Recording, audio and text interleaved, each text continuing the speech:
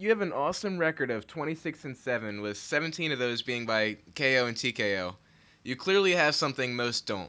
Why would you say you are so skilled? Well, first I have to correct what Sherdog says. I'm 27, and I've only lost 6 times. Really? So I always bring that up. There's a fight over in New Zealand that I argue about every time. But yeah, I've only had 6 losses. But anyways, to answer the question, I just enjoy this more than most people. It's not so much work for me as it is what I get up to do every day. So it's just kind of like what you live for. You don't feel like you're doing a job or anything. It's just you're doing your passion. I'm doing what I love doing. If I didn't get paid to do it, I still do it. I always joke. He said, I don't get paid to fight. I get paid to cut weight. And that's absolutely the truth. I would fight for free. I have fought for free. But to cut weight, you got to pay me. Yeah, because that's not as fun as fighting, cutting weight. All right, so this next question, why do you prefer to fight so aggressively? What advantages does that have over a defensive striking style or grappling?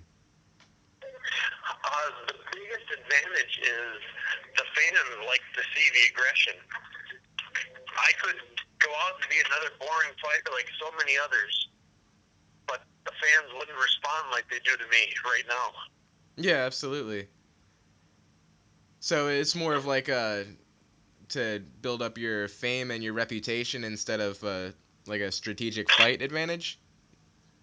Yes, absolutely. It is for the fans. It's what people want to see, and I want to do what people want to see. Because if it wasn't for the fans, I wouldn't have the platform to do what I do. Okay, yeah, that makes perfect sense. And yeah, everybody likes to see a knockout and a TKO. Like nobody ever wants to watch a fight end by decision. So Yep. okay, all right. It takes a very mentally and physically strong person to fight professional MMA. And what motivates you to fight, and what's going through your head when you're in the ring and when you're training? I just like it. I don't overthink it like so many other people have. I just get in the cage and I do what I enjoy doing. Um, and yeah, there's not much more to it than that. I just get in there. I wake up. I think about fighting. I go and fight. I go and rest. I think about fighting. I go and do it some more. And that's just my life. I just enjoy it. So it's not even a thing about like staying like motivated through an obstacle. You're just like purely doing what you enjoy and what you love. Yeah, it's not hard for me to stay motivated. I get to do what I do, and I love every second of it. And at what point in your life did you realize that you wanted it to be dedicated to MMA? My story just kind of developed. All of a sudden, I mean, I started off doing it for free like everyone else did, and all of a sudden somebody said they'd pay me to do it. I said, well, that's even better. And before long, the paychecks kept getting a little bigger by a little bigger. Just never big, but always just big enough to keep me interested, to keep going without getting a real job. Uh, and eventually it turned into this I don't know, career. And so what did you do for work while you were still fighting for free?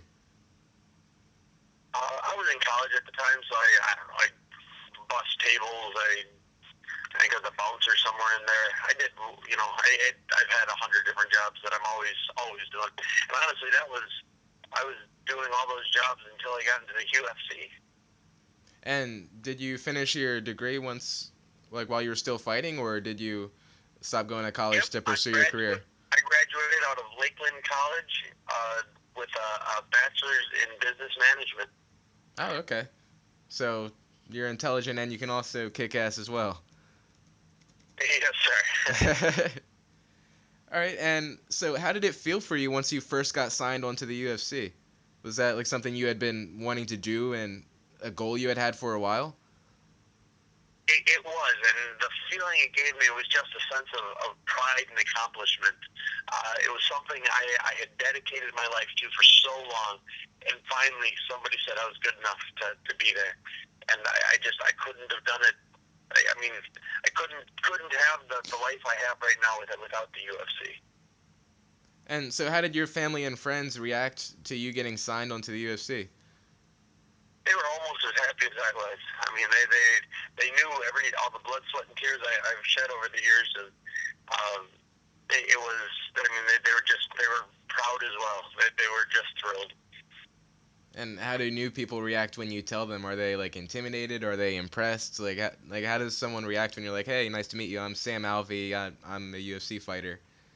Like how do most Uh, people react?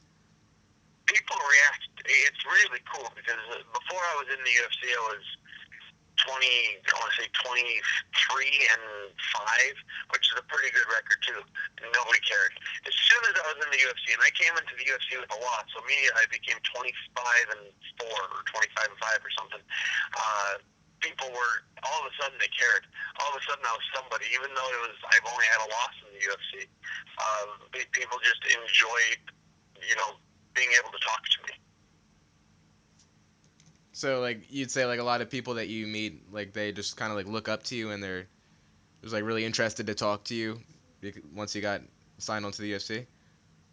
Yeah, and I'd imagine it's the same for all professional athletes. As soon as they find out that you've made the NFL, you've made the MLB or NBA or FIFA, is that a thing? FIFA, I, soccer. I, People immediately want to talk to you. They want to know more about what you've done and how you got there. okay. And so how long did it take you to from your first day of training to signing on to the UFC? Around 7 or 8 years. 7 or 8 years, wow. And what got you first interested in it? Like what made you first decide to start training in MMA? I had turned professional already, so that happened. Um, no, I just the thought of getting paid to do something I would do for free inspired me to start taking a little more serious. And honestly, I didn't know what the UFC was until well after I turned professional. It was just something fun I enjoyed doing. And what got you training in the first place? People said they'd pay me more if I won. So I kind of I made my own gym. Um, there was a karate instructor I used to work with I used to do weapons, and I asked, hey, can I use your mat space and put together an MMA team? And he said, yeah, let's do it. So for the first 4 years of my career, I was pretty much self-taught. Um, Wow.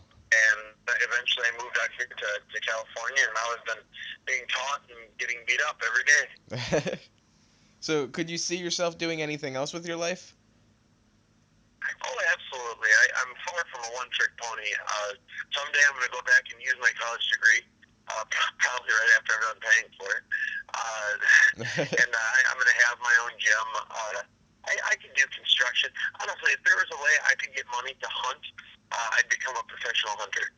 Uh, And what would you like to hunt? whatever you got for me. Just whatever. I've done it all. I do enjoy hunting birds more than anything else. I have more fun with that, but I enjoy hunting for deer and elk and all of that too. So you've got like a wide variety of interests and skills. You're not just solely fighting like a lot of people do. Yeah, I if I enjoy it, I do it. I enjoy hunting, so I do it. I enjoy fighting, so I do that. Um, and I think that's why I smile so much because I don't stop myself from doing the stuff I enjoy. And so how much time per week do you spend training? Is it like a full-time job for you? Yeah, I probably do about 6 hours a day. Sometimes more, sometimes a little less, And how depending many on the hours day and per where and how many I days am. per week? What's that? And how many days per week? Uh, 5 to 6, at least 5, and usually 6. Okay, so yeah, it's definitely like a full-time job then between 30 to 40 hours a week training. That's Yeah, yeah, no, that's how absolutely. long most And people then spend working. I still teach at my gym too, so I mean I still run I don't know 15 or 20 hours of classes every week too. So most of your entire week is all dedicated to MMA and training. Yeah, yeah, that's yeah. And in my downtime, I play with my kids or play video games. Okay. And what game are you playing now? Are you playing Fallout 4? Not yet. I'm gonna wait till it comes on sale. That game takes too much of my time, so Yeah, RPGs will do that to I'm you. gonna wait a little bit. I just got done with Tomb Raider, and so I started playing Battlefront, Oh, okay. Star Wars. Oh, nice. I didn't even realize that the new Battlefront had came out. Yeah, it came out last week, and I'm terrible at it. I'm getting slaughtered by everyone. But I guess everyone's got to start somewhere. Oh man, I used to play the old Battlefront all the time when I was a kid. The Star Wars Battlefront 2. Uh huh. That's cool. Uh, But so how did it feel for you when you first stepped into the ring to compete? Were you nervous, excited? I was happier than I think I'd ever been. It was just I knew everything I had done and all the decisions I made were finally justified. All the years of just scraping by were finally justified, and it was an overwhelming moment. And like, do you think like did being so overwhelmed with emotion like did that affect your performance at all? Like did you feel any nervousness? No, no nervousness whatsoever. I'm never Just nervous complete before I like fight. overwhelmed with Uh, happiness and like proud of yeah, yourself. I'm happy I can do it, and even my first fight, as big a fight as it was, I was just thrilled to have been there, and it was just justification for everything I put myself through. Okay, yeah, I imagine it would be. Okay, so these next set of questions I have are all sent to us from our viewers, and Okay. these ones are all about striking, like building your speed and your knockout power. And since you have so many knockouts and TKOs, like 65% of your victories, I think, were by knockout and TKO, you'd be perfect to answer these questions. So Okay. Perfect. this first question was sent by CanSwiz88. What exercises can I do to build my knockout power? I tell everyone asks the same thing. The secret is just punch a lot. They build a punching bag and punch before every workout. I do 100 punches on each arm, 100 kicks on each leg. And that's just before the warm up. That's just something you do. If you want to become a good runner, you run a lot. If you want to become a good stair climber, you climb a lot of stairs. If you want to be a strong puncher, punch strong a lot. So so there's no exercises that you could specifically do. It's mainly just keep punching, and as you continually punch harder, your body will just adapt to it. Is what you're saying? I would say if you want to throw hard hooks, throw hooks. If you want to throw that strong jab, throw a lot of jabs.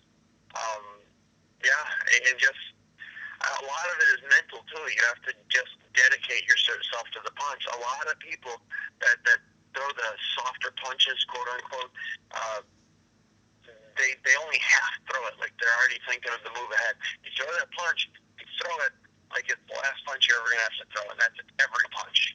Anytime I hit a guy, my intention is to shorten his life. And I'll apologize for it afterwards, but at that moment, it is dedicated to that punch. That punch is trying to. I'm not aiming at his face. I'm aiming at the back of his head. I just got to get there through his face. So you'd say give it your all, hit hard, hit often, and basically just try to punch through him? Yes. Okay. Alright, so this next question was sent by Utherion5736. Even when I get a clean shot, I never seem to be able to drop my opponent. Do you have any tips on how to increase the likelihood of a knockout? The accuracy of your punches definitely helps. That's part of the reason Anderson Silva is such a wonderful knockout artist. It's not that he hit harder than anyone else. It's that he just tapped them in the right place, and that can definitely help. On top of what I was just saying, dedicate yourself to every punch. You're not trying to hit the guy. You're trying to possibly kill the guy. Uh, that's what you want going into every punch. Use the dark side. Use the dark side. Okay. And so would you say knockout power is or sorry. This next question was sent by Gabby L Chocolates. Would you say knockout power is genetic or purely learned through training? I would say it's definitely learned through training, but there's nothing wrong with having genetics on your side either. Um, if somebody was born to punch softly, if that's the thing, can develop a strong punch. It just takes the time and effort and dedication to do it. Okay. Yeah, yeah, I was curious about that question too because like you'll see two fighters and they'll both clearly train all the time and both be very skilled boxers, but others just never seem to be able to really drop guys with their hits. And then there's other fighters like you where most of the people that you fight get knocked out. So yeah, I was I curious would about love that as to well. blame genetics, but I've worked too hard on my craft to blame just genetics. Well, yeah, of course not just genetics. Of course there's training as well, but Yeah. if genetics had a factor, assuming you're within the same weight class. I, Um, I'm probably not qualified to answer that question. You need a geneticist or something. yeah, you probably need like a Um, doctor or something. yeah, they could answer it. All I know is anyone can be knocked out. Anyone can knock anyone out. You just gotta, you know, you just gotta land it. Okay, makes sense. All right, so this next question was sent by Jason X 1995. What is your strategy when you are going for a KO or TKO? Um, I kind of answered it a question or two ago. It's when I'm going for the KO or the TKO, I'm trying to shorten his life. I'm trying to make it so when he's older, he doesn't remember today. And that sounds mean. And you know, I'm a real nice guy, and afterwards I'll apologize. But stepping into that cage, we're two consenting adults, and I'm sure he's trying to do the same thing to me. So your strategy to go for it is to get like a is just be aggressive, hit hard, just give it your all.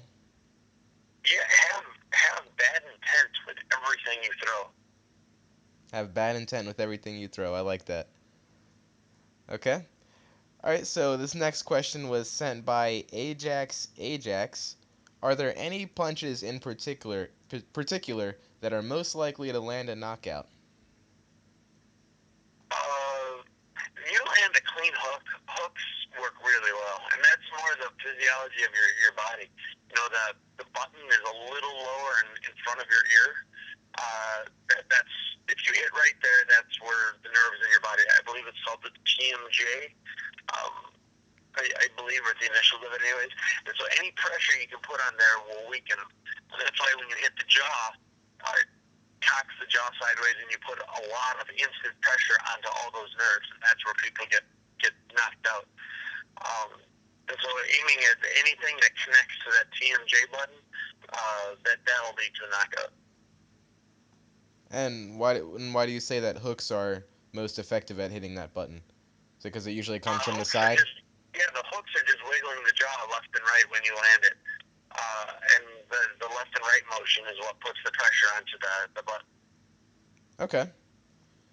And so this next question was sent by Hernan.cb69. Having trained with many different people, how big of a factor would you say weight class is in striking power and speed? I've definitely noticed the bigger a guy is, the harder they hit. Or at least the harder it feels for me. And that's if you're punching correctly, you're putting your body weight behind every punch. So the bigger you are, the more body weight you have behind the punch. Um, and it's not to say that a little guy can't get that power as well, but a little guy hitting a bigger guy, it would be harder for him to get the same power. But a little guy hitting another little guy, that power's there. And honestly, I work out with Dave Herman. He's a heavyweight. So could be a heavyweight. And all these guys, they hit hard, and I have to try really hard to move with the punches. Try not to sit still for too long because when they touch me, I feel it. Mm-hmm. And so, do you think that like a heavier size affects the speed at all? Because I know a lot of people would say, yeah, like you're bigger, but I'm smaller and faster. Like, do you think a heavyweight could have the same speed as a lightweight? Uh, Probably not, and I believe that has more to do with the muscle fiber length. And when you've got to develop the quick fire muscles, and the bigger guys have longer quick fire muscles, so uh, it, they can be fast. So I look at Mike Tyson. Mike Tyson was faster than any featherweight in the UFC right now. Definitely. So you can do it. It's just different levels. It's on average, you're not going to find a heavyweight that can move anywhere near as fast as a featherweight. Okay, and would you also say that a heavyweight is going to gas out quicker than a featherweight would? That's based on the conditioning. I wouldn't back that. I think muscles take oxygen and all that, but that's a conditioning thing. Myself, I walk around at about 220, but I'm a very well conditioned athlete, or at least I think so. And I can go as long or longer than any featherweight. Okay. And so this next question was sent by Greg SNZ. What exercises do you do to train your punching speed? A lot of it is, again, I hit the bags a lot. Sometimes I go, okay, this 5 minutes is going to be all power, just power shots constantly. Other times it'll be just as many times as I can, just fire and fire and fire and fire. One of my conditioning coaches, he's got a drill I'll do too, where he'll stand behind me with a laser pointer, and he'll shine the wall in different spots. My job is to react as fast as I can. And it's not that's not so much a speed drill for my hands as it is a speed drill for my eyes to my hands, but Mm-hmm. it's the same principle, I would think. That's a really good idea. I like that. I'm gonna have to try that sometime myself. Um, so so both with punching harder and punching faster, you'd say it is all basically just equates to punching more often, and if you want to punch fast, just keep punching faster. If you want to punch hard, you got to keep punching harder. Yes, I would agree to all of that. Okay. And so, do you think there's any like types of weightlifting, like maybe doing squats to strengthen your legs? Would that increase the power of your punch since you have to drive your legs into the punch? Would you say that would I affect it at all?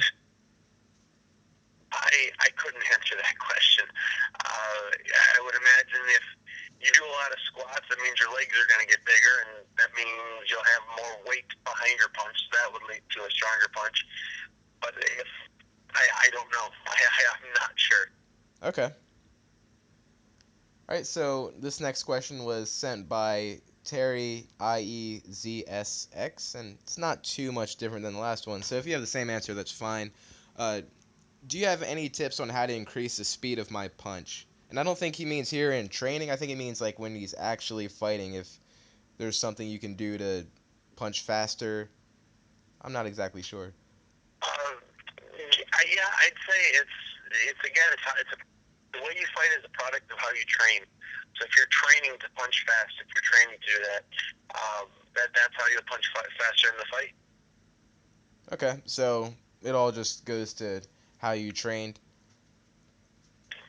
Yes. Okay. All right, this next question was sent by Perry PJ Smith. How can I better conserve my energy while striking? It's a matter of breathing. You got to teach yourself how to breathe, and that takes time and experience and a good coach working with you as you're doing it. Okay. All right, and this last question was sent by Gerota J. Is it possible to train myself to better take a punch? Mm, I think there's a way to train yourself to react better if you're being punched. But as far as working out your buttons, no, I think that is genetics. If you've got a thick skull or not. But there are ways you can move with punches that help lessen the effects of the punches. Yeah, you can kind of like roll the punch, almost like move with it. Yeah, yeah. Or better yet, just keep your hands up and don't get hit. Yeah. Okay. So the best way to better train yourself to take a punch is just training yourself to not take that punch in the first place. Yes, yeah. Okay. All right. So that was all my questions for today. Thank you very much for your time. Well, you're very welcome. Thank Um, you for taking the time. yes, absolutely. And hopefully this recording turns out well. I'm not too sure how the recorder is going to work out. This is not my normal one. Okay. But If you need something more, just let me know. I'm always happy to help. all right, thank you very much. Within probably no longer than a week, I'll have it up, and then I can send you the link through Facebook if you want me to. Yeah, that sounds great. You can tweet it too. I'll retweet everything. Okay, cool. All right, thank you. All right. You're very welcome, sir. I'll talk to you soon. All right, I'll see you. Have a nice day. Yeah, have a wonderful Thanksgiving too.